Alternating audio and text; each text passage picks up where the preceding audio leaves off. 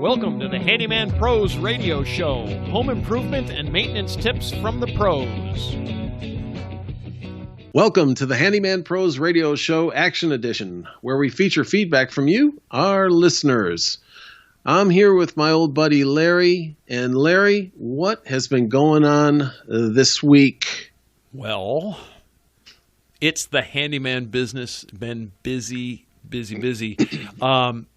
John, I wanted you to tell me the story about your job, because I think it's a great quick tip. We've had several people, contact us about wet spots, but I wanted you to tell me your story. So let me give you the quick tip first of all, and I've run into this now twice. Once on the job, and in my house. I'm pointing at me in the chest, and my house too, and this goes for me. And that is check under your appliances and around your toilets for leaks. I was on a job that these folks had a refrigerator, and the condensation line, or the defrost line, I should say, was clogged, and it was leaking onto the hardwood floor. So the structure was hardwood floor, oak flooring, site finished at 2 1/4 inch or whatever it is, planks, subfloor, then the joists. And they pulled the refrigerator away, and the floor looked a little rotted. Well, it was real soft. The oak, it went all the way through the oak. It had just dripped and kept dripping and dripping and dripping, and it went through. Destroyed about a 4-by-4 subfloor, where it created a puddle on the subfloor. And then after it got through with that, it drilled its way down onto the joist below, and it ate away about 2 inches of the joist, a 2x10. And it was a 2x10, 2 inches down by about 5 inches long. So that's a lot of rot. And that's a lot of rot. And as that's we've talked about, 3/4 of an inch of oak, another 3/4 inches subfloor, and then what'd you say? 2 inches of joist? Yes. Something like that? Yeah, that's a lot of rot. Wow. So yeah, and it was quite a mess. Now they had a suspended ceiling in the basement, so that there was a slight stain on the ceiling, and this thing it was just in the perfect spot. I guess, folks, I've had leaks before where it didn't hit the joist and it came right through past some insulation, and it came right through onto my ceiling where I could see it, and I knew it immediately. But for some reason, this thing was just at the right spot where it had just taken its time and just kept going and eating and eating and eating its way down. Before you even noticed it in the ceiling. I've never seen anything like it. Because it must have taken a long time to do this. And I had to remove. I think it was. I think maybe at least a foot and a half. Oh God, yeah, at least a foot and a half by 2 feet of hardwood flooring. It was behind a refrigerator, so it was in like a little cove. So I had to remove maybe 10 rows of the plank at least. And then when I saw a subfloor, I was like, I had to call the homeowner over and say, we've got an issue here. And I had to cut the whole subfloor out. And then when I got down and I looked at the top of the joist, which I looked at the bottom of the joist before, and it didn't look good. On the top, it was really nasty. So, I had to reinforce and put doublers on that thing. And of course, electrical wires were running through the 2x10.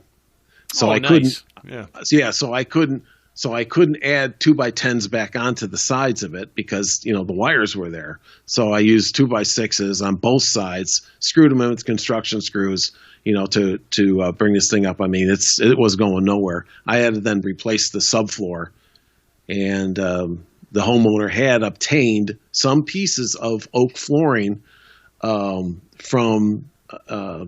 some neighbors, because you just can't go buy pieces of subflooring. If you want to buy the whole pack, I mean not subflooring, but the oak flooring. If you want to buy the whole pack, sure, but all you needed was just a little bit. So she got some of that, And I had to sand that all down and replace it, and it came out fine. But the moral of the story is, you need to be checking underneath your refrigerator. Now, it's like, well, wait a minute, John, are you telling me that I got to, remove and move my refrigerator and everything to check under there, and how often? Take a flashlight, at least go in there, every so often, when you're cleaning underneath, and just make sure, because any of the appliances that use water like that can be suspect. Wouldn't you agree, Larry? Oh, absolutely. I mean, if you've got any kind of water line or anything like that, and I'll even tell you, check under your dryer, because sometimes if your dryer, if the legs aren't balanced, if the legs aren't, all four legs aren't down, you'll drill a hole where the one leg is off. So even if it doesn't, even if it isn't, and you hear that little thump, thump, thump, and you really don't think anything about it, well, that little thump, thump, thump is telling you that you've got something is not the way it's supposed to be, right? Yeah. So check that. What else on appliances? But I'll tell you one thing on appliances too, John, and you know this. Check if you've got appliances that are plugged in, check your cords and check your connections.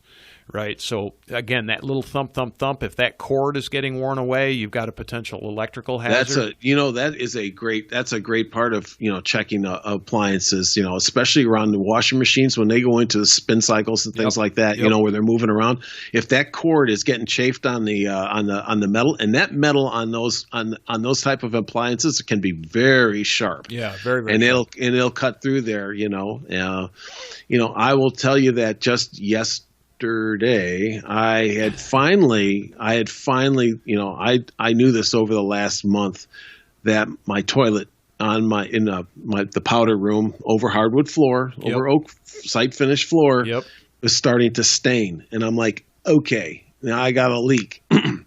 Well, I don't think I could have endured another 12 months of it, because it was getting real close to doing some real damage, because of the toilet, was leaking. So I had to take the toilet off, replace the, seal and all that kind of stuff. But the moral of the story is, every 6 months or something, folks, just look around underneath your appliances, look behind your washer, underneath, that kind of thing. You're going to be cleaning anyways. You might as well do a little, Inspector Clouseau on some of this stuff and check it out. And absolutely. And oh, by the way, if you find any money under there, you can send it to the Handyman Pros radio show. Absolutely. You will find all kinds of things under your appliances. You'll be surprised. Oh, I was wondering where that went. Yeah, there's that refrigerator magnet I had from, 1972. Right. Yeah. No kidding. Look, this is the AC/DC World Tour from 1978. Yeah, that one. Just looking under those appliances, that reminds me of the time that you and I were working at the house that one time by the lake when we found out that the dishwasher was leaking. Oh my God, yes. Isn't that the case? Yeah, and that was we were just doing. Why did we look under there? I don't even remember, but we looked. Well, they said there was a leak. We were in the basement, working in the basement, and it was coming through. Oh, that's right. It was dripping through in the basement, and we're like, "What the heck's going on?" And then, long story short, folks, what happened is they had put a new dishwasher in, and the installer had cross-threaded the plastic inlet. And that turned from a simple job into another one of those nightmarish jobs. But anyway, that's just take a look. Sometimes take a look. All right, John. Is there anything else?